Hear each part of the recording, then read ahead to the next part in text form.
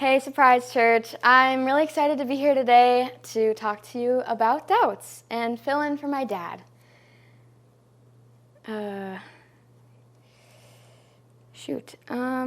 don't know if I can do this. Hold on. Let me call him quick.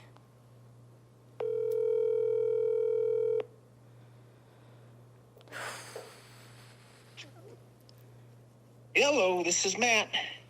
Hi, Dad. Oh, hey, Lila. What's going on? Everything okay at the house? Yeah, we're all good. I just don't know if I can do this. I'm struggling a What, are little. you having trouble with the chores? The meal plan? What's going on? I'm on vacation. Make it quick. I'm trying to do the sermon for you this week. I don't think I can do it. I'm doubting myself, my abilities a little bit. I don't think I can do it. Oh. Yeah. Oh. Well, just remember, Lila, I believe in you, and I know you can do it. God has given you amazing gifts to be able to do this. And you're talking about trusting in God when you have doubts, so it almost is perfect that you are wrestling with the very same thing you're talking about. So I want to encourage you just to give it a try, because I'm not there to do it, and I can't just come in and do it for you, and I know you can do it. Plus, if you don't, you're grounded. Okay. No, I'm just kidding. You're going to do great, though, honey. I believe in you. Just give it a shot. All right. All right. Can't Thanks, wait Dad. to watch the video. Love you. Have fun. Bye. Bye. All right. Yeah, bye. Okay, let's try this again. We believe in a God who would rather surprise than condemn us, who would rather die than lose us, who throws parties to welcome lost people home. We are a team, a force, a community, a family filled with the humble wonder of serving a surprising God. We practice radical generosity, experiencing life together, and the willingness to be used by God. Anywhere, anytime. We exist to share this God with a world that needs Him more than ever. We welcome anyone to join us, regardless of their past. Because our God promises a better than expected future. Hey everybody, my name is Lila Anderson, and I'm really excited to be here today to talk to you about doubt. And this week is our last week of Faces of Easter, and we're going to be talking about doubting Thomas. And before we can talk about him, I have to admit, this week I have been doubting Lila. I was writing the sermon and practicing it, and I got to a point where I was just kind of, I don't know if I can talk about doubt. I don't think I know how to teach about doubt. And then I was like, I'm doubting myself talking about doubt. And then I just kind of went crazy and blah. But also, wait, if you look at the word doubt long enough, you doubt if it's spelled right. So let me ask you guys a question. Have you ever doubted God? I know that I do. Have you doubted God? No. Yes, you have. Yes. That's what I thought. So, everybody doubts God. But does that mean it's a disease? Is doubt a disease that we need to cure? Is it normal? And if it's normal, is that good? Is that bad? Let's see what the Bible says. So, James 1, we believe that it's Jesus' brother who is writing to Christians to help them live out their faith. He says, if any of you lacks wisdom, you should ask God. But when you ask, you must believe and not doubt, because the one who doubts is like a wave of the sea, blown and tossed by the wind. That person should not expect to receive anything from the Lord. Such a person is double-minded and unstable in all they do. Isn't that just a love note? Yikes. Okay, so doubt is a disease to avoid? Because that's what that sounded like. That made me scared a little bit. But that's not all, because there's another story. So in Matthew, this is a story a lot of you guys probably have heard before of Jesus walking on the water. It says, Peter got down out of the boat, walked on the water, and came towards Jesus.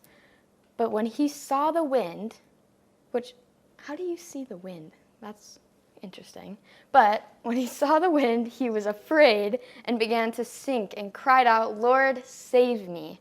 Immediately, Jesus reached out his hand and caught him. "You of little faith," he said, "why did you doubt?" And I know I would have doubted in that situation, but if you think about it, the whole situation, like, Jesus knew he was going to doubt. He put Peter in that opportunity for him to doubt. So, are doubts bad if Jesus creates opportunities for them to emerge? And what is God up to here? Let's find out. So, a couple ideas of things where you would experience doubts are loss, conflict, disappointment, and unanswered questions. Is there anything on this list you haven't had doubts about? Because I know I have doubted many of those things and gone through a lot of those things, which cause you to not only struggle, but to also doubt God in those situations. And Jesus lets us go through those things. He puts us in these experiences knowing that doubts are going to come with them. Do you think it could be that he wants us to do what Peter did when we doubt? So now we're getting to doubting Thomas, and it starts in John 20 after Jesus has just died, and the disciples are hiding together in a locked room, and Thomas isn't there at this point of time. So the disciples told Thomas when he got back, "We have seen the Lord." But Thomas says to them, "Unless I see the nails, in the nail marks in his hands, and put my finger where the nails were, and put my hand into his side, I will not believe." So Thomas and Peter are alike in this situation where this opportunity of doubt comes into their life, and they can either turn to God, which is what they both did. They reached out. I want to learn more. I want to engage. I want to understand what I'm doubting, instead of turning away and staying with their doubts. And that brings us to the doubt fork, the fork in the road. When you have a doubt, you have two roads. You can choose to withdraw and give up, stop going to church, stop asking for help, just stop. Or you can go the other road and you can approach, you can engage, you can reach your arm out and say, "Jesus, save me," because that's what they did. And Jesus was there for them. And I want you to think about your own life. If you're struggling with doubts, it's all what you do with it that will either harm or help your faith. So going back to Thomas, this is about a week later, and Jesus appears to Thomas and says, "Put your finger here. See my hands. Reach out your hand and put it into my side. Stop doubting and believe." Thomas said to him, "My Lord and my God." Then Jesus told him, "Because you have seen me, you have believed. Blessed are those who have not seen and yet have believed." And I noticed here on this side, on this verse, he's talking to Thomas, right? Because you have seen, you have believed. And then Jesus turns to the camera and looks at us and says, "Blessed are those who have not seen and yet believe." So my question is, what if doubts are doors? Instead of a disease that we need to get rid of or get away from, what if they're doorways to opportunities? Choose what direction we're going to or what we're going to do next with our doubts. And the comforting thing is that Jesus isn't scolding us for wanting proof, because that's what a doubt is. You don't have enough proof. But he's not scolding us for it. They're not bad. They're not a disease. He's inviting us to trust and seek him when we don't have proof. And that's the key thing. If you're going to take anything away, take that away. Because you're not in trouble if you're doubting.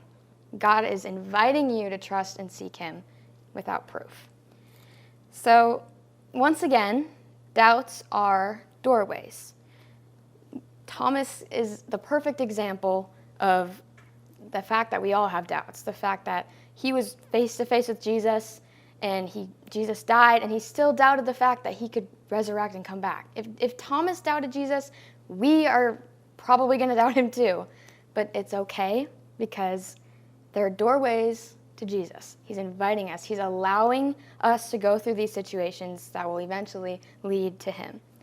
So my prayer for you guys this week is that whenever you do face a doubt, you reach out your hand and you call to Jesus just like Peter and Thomas did, because he's there and he's knocking at your door. And always remember that Jesus is always with you, even if you doubt it. And thank you guys so much for watching.